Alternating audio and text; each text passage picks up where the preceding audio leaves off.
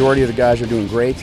You just got some guys we got to bring along, which is not unusual at all at this particular time. So we need a locker room full of guys that are ready to go and they mentally get themselves ready to play.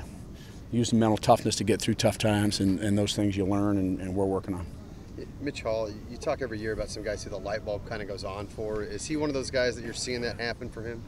Well, I thought he did a real good job a year ago. He played a lot, and he started lots of games. But I think sometimes we always like seniors to have their best years. And if he can have his best year, that would be pretty awesome.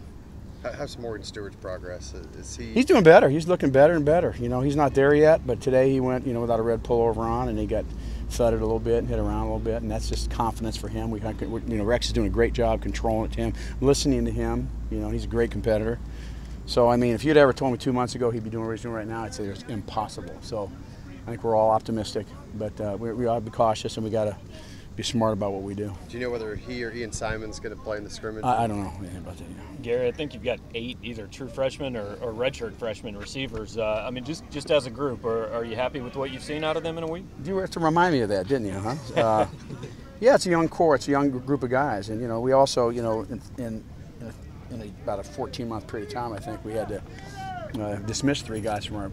So this kind of was created, and through attrition, and you have to just deal with it and work with it, Different combinations of players we can put on the field as far as running backs or receivers or tight ends.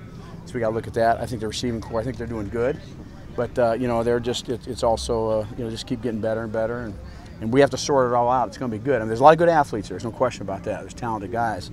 We got to select the guys that we think can keep getting better as the season goes on. They can go out and make plays, and be physical enough and mentally tough enough to play. The tight ends, adding Kendall to the guys that already played for you last year, I mean, is that a position that you could see taking on a little bit bigger role than it has? Yeah, I think so. We've had some great tight ends here over the years, and Sean Calkin and Jason Reese, are guys that have played a lot. Kendall certainly adds a little bit to that, being a perimeter player also and be able to block inside and do the things inside. So, again, that's something we're going to all sort out. That's going to be part of the things we have to look at as it unfolds in these next few weeks. And that's also we present that to them too. You want to play, you shoot. It's not real complex. Go out and play at a high level, and we'll get you on the field.